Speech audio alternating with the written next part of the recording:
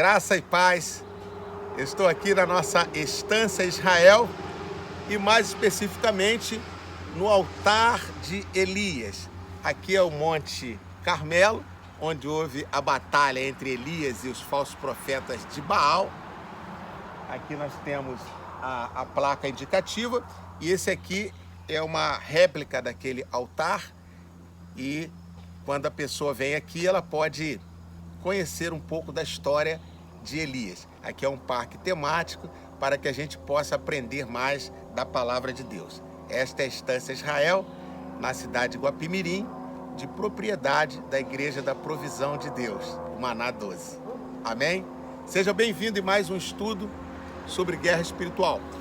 Estamos falando sobre prisões espirituais. No estudo anterior, eu falei ali sobre prisões espirituais mesmo, né? Como quando uma pessoa, o espírito da pessoa é aprisionado pelo diabo, é colocado numa prisão espiritual e a pessoa sofre várias consequências, né, na sua vida e em função do espírito dela estar aprisionado. No caso que eu citei, era através de um oferecimento de um trabalho feito por uma mãe para um filho, e para isso ofereceu o diabo um presente e enterrou esse presente.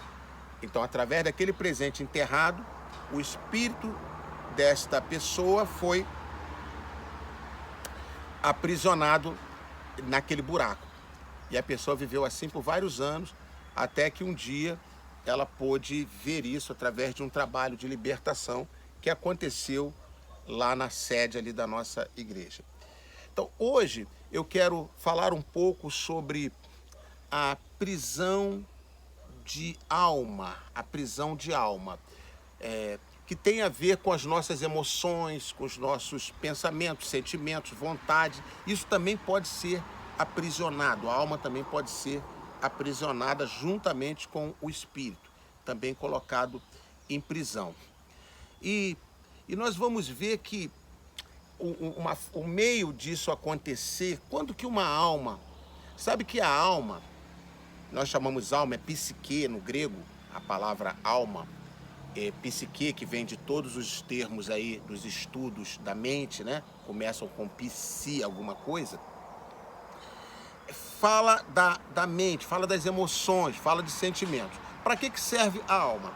A alma, ela serve para que a gente possa interagir com o nosso semelhante, com as outras pessoas. Então toda a interação se dá a partir da alma. A alma é uma grande janela, né? É como se a casa fosse o corpo, a alma fosse a janela, né? Você se abre para o mundo, para você ter todo tipo de interação. E o espírito é como se fosse uma abertura no teto que dá para o céu. O espírito é mais para se relacionar com Deus, a alma com as pessoas, né? E o corpo é que nos faz estar nesta dimensão da matéria, nessa dimensão física. Então, a prisão da alma, ela se dá através de relacionamentos.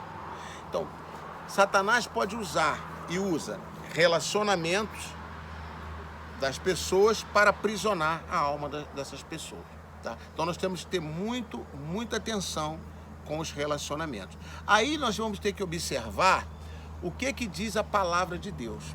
Porque a palavra de Deus, ela, como alguém já disse bem acertadamente, a palavra de Deus, ela é o manual do fabricante. Então, quando a gente compra um produto, vem um manual do fabricante. O manual vai dizer como que funciona aquele produto, como que a gente deve funcionar com aquele produto, o que a gente não deve fazer, porque senão vai estragar o produto, não é isso? Então, a Bíblia é o manual do fabricante. Quem é o fabricante? Deus. Quem é o produto? Nós. E o manual? A Bíblia, a palavra de Deus. Então, tem muita coisa que as pessoas nem observam, nem dão atenção, não estão nem aí. Elas apenas sofrem a consequência, não sabem nem por que estão sofrendo as consequências. Acha que é normal, acha que é da vida. Tem muita coisa que a gente acha que é normal, né? Igual eu contei aquela história do monte de objetos, veio um vendaval e se transformou num avião. A gente acha que é assim que as coisas funcionam. E não é. Não é. As coisas não funcionam assim pelo acaso. Todas as coisas têm um motivo. Toda situação gera uma consequência. E tudo teve um motivo, certo? Então, por exemplo, eu quero falar hoje sobre uma prisão de alma relacionado a um homem e uma mulher, tá? E eu vou mostrar aqui no Manual do Fabricante um texto bíblico que dá uma legalidade para que aconteça esse tipo de prisão. Porque se não tiver nenhuma legalidade, Satanás não pode entrar. Tá entendendo? Tem que ter uma legalidade. Se não tiver uma legalidade, não tem como, né? Se não tiver algo estabelecido que possa acontecer aquilo, não tem como. Então, olha aqui em Efésios capítulo 5, lá no versículo de número 31, diz assim: por essa razão, o homem deixará pai e mãe e se unirá à sua mulher, e os dois se tornarão uma só carne. Muito bem, muito bem. Então vejam que esse texto aqui está falando de casamento. Aí está dizendo que no casamento, homem deixa pai e mãe, mulher deixa pai e mãe, se unem para se formar um novo casal. E esse texto fala, inclusive, conta isso para mostrar uma realidade espiritual do casamento entre Cristo, o noivo, e a igreja, a noiva. Isso aqui é apenas para falar do casamento espiritual. É um texto totalmente espiritual. Mas traz um segredo aí, uma chave aí. Quando ele diz, se unirão, ambos se unirão e se tornarão uma só carne. Ambos se unirão e se tornarão uma só carne. O que esse texto está dizendo?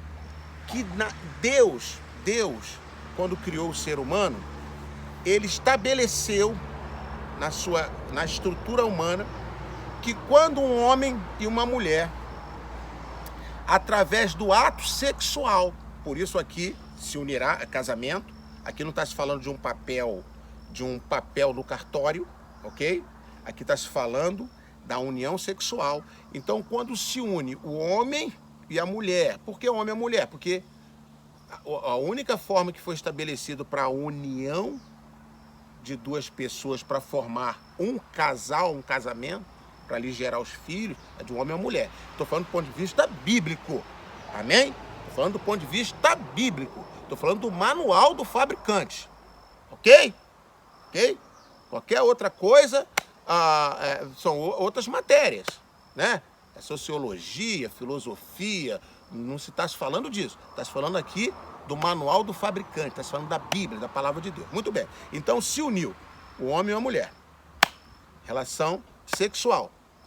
O que a Bíblia diz? Nessa hora, são duas pessoas se tornam uma. Então, a alma e o espírito e o corpo se unem a essa. A alma, o espírito e o corpo se unem e se torna um. Então, preste atenção aqui numa coisa. Quando isso acontece e se torna um, o espírito e a alma de um passa a ter acesso ao espírito e à alma de outro. E esse espírito e alma aqui passa a ter acesso ao que é desse espírito e dessa alma. Se entrelaçam, colam, se juntam. Aí, o que pode acontecer daí? Uma alma fica presa a outra. E isso, sendo feito pela vontade de Deus, debaixo da vontade de Deus, é maravilhoso. E como é que é feito pela vontade de Deus?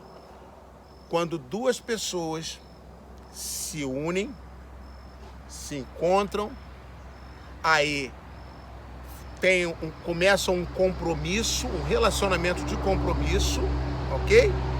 Relacionamento de compromisso. E inicial, vai se conhecendo, não pode haver relacionamento sexual, por isso que não pode haver sexo antes do casamento. Isso aí não é implicância da igreja, não é falso moralismo, não é nada disso. Isso aqui é seguindo o manual, porque vai ter problema, vai ter consequência. Entendeu? É a mesma coisa. Você ligar lá o aparelho, sem ligar o fio terra. Aí começa a dar choque. Enfim, vai queimar o aparelho. Então, é seguir o manual. Seguir o manual. Aí, eles vão no compromisso, entendem que a partir desse tempo de compromisso, que o mundo chama de namoro, né? Nós chamamos de compromisso. Esse tempo de compromisso chegou à conclusão que é de Deus para a vida deles esse casamento, essa união, né? Estão aí com concordância com seus pais, né? O líder espiritual, vê que está tudo fluindo bem, né? Sendo aprovado. Aí ficam noivos, e o noivado é o tempo da preparação do casamento, né? Aí prepara os detalhes, e vem o dia do casamento, e esse casamento é feito na presença de Deus, é quando vem a bênção de Deus. Sabe quando há a cerimônia do casamento, e tem o momento da bênção nupcial? Aquele é o ponto alto do casamento, é o momento mais importante do casamento. E eu quero aproveitar para falar para vocês uma coisa, querido. O que é mais importante no casamento é a cerimônia, tá? Não pense que o mais importante é a festa. Eu tenho visto, infelizmente, em tempos recentes, né? Antigamente não era assim, mas tempos recentes, as pessoas se preocupam com festa. Então, pensou em casar, já pensa em festa. Deixa eu dizer uma coisa pra você. Olha pra mim aqui, olha pro seu pastor. Tá errado? Tá errado? Ok? Então anota aí. Ou muda de pastor. Tá? Tá errado. Primeira coisa que você tem que pensar é na cerimônia, no culto. Aí, pensa de preferência na igreja. De preferência na igreja, tá? De preferência na igreja. Mas se você tiver que fazer num outro lugar, prepare o lugar como igreja, porque às vezes o lugar é preparado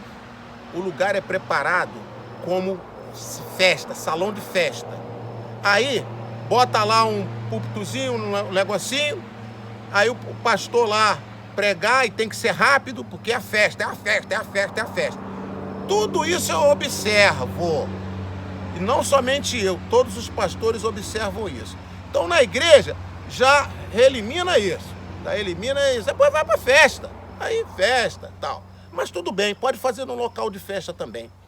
Desde que transforme numa igreja e não pense em festa. Festa é depois que acabar a cerimônia, tá? Que não seja apenas um protocolo proforme, um culto aqui proforme. Então, vamos parar com isso, porque pastor observa, e se pastor observa, muito mais é Deus, tá? Então, esse parênteses aí, porque você sabe que eu sou... tem meus momentos de loucura, né? Você sabe disso. Então, no vídeo também, para não sair do meu ritmo, coloco também no vídeo, tá? Porque é guerra espiritual, querido. É guerra espiritual. Eu sei o que eu estou falando. Você vai viver o resto da sua vida nesse casamento. Ele tem que ser feito sem brecha, porque a sua vida depende disso, seu futuro, os seus filhos que virão. Amém? Então, no primeiro, compromisso. Então não tem sexo antes do casamento, porque se tiver, o diabo vai ganhar uma legalidade. Ele vai ganhar uma legalidade ali para poder agir nesse casamento. Então, se houver uma situação dessa, tem que fazer libertação, porque o diabo vai ter legalidade. Não tem jeito.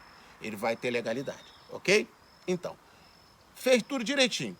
Muito bem. Quando liga a alma, você vai no casamento. É o ponto alto que eu queria dizer ali do casamento, né? Casamento, tá? Que é o momento de você receber a bênção.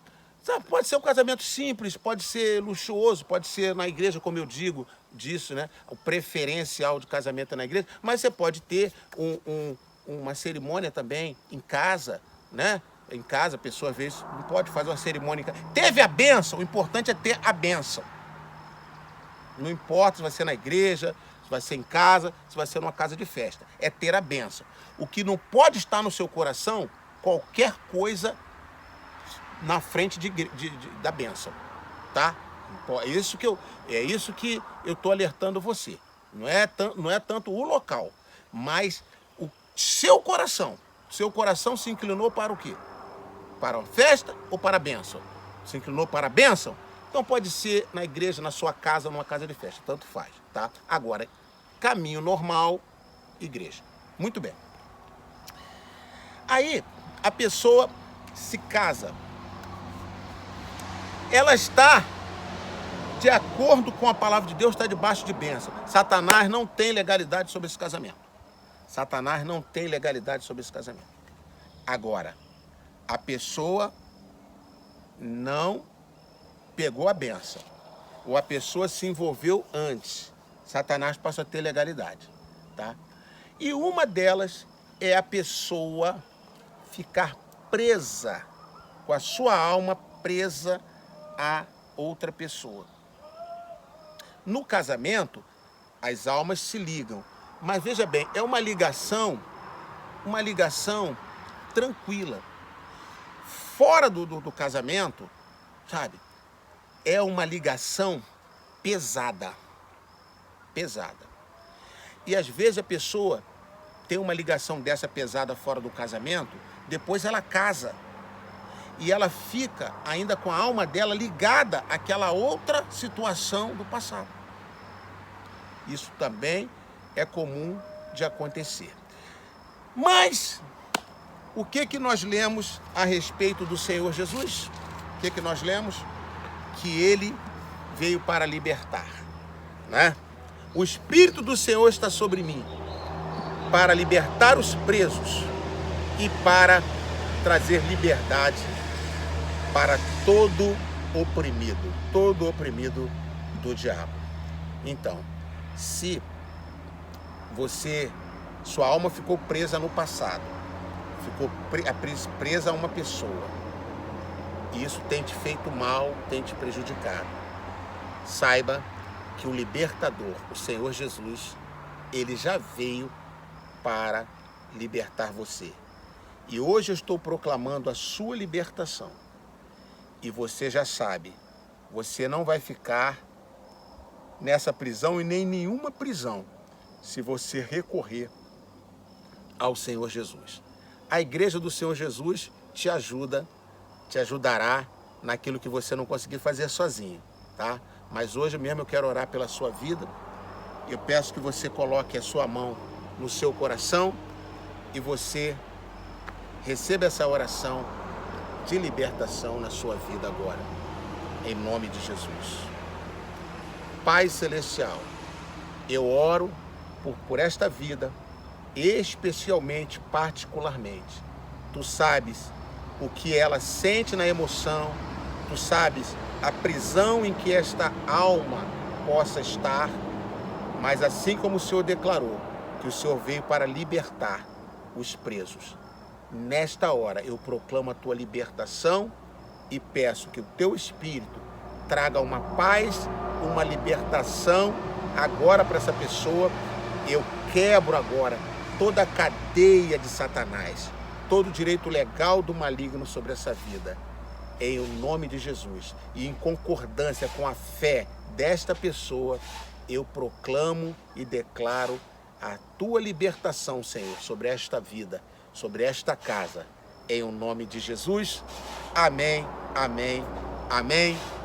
Beijo no seu coração. Até o nosso próximo encontro. Shalom.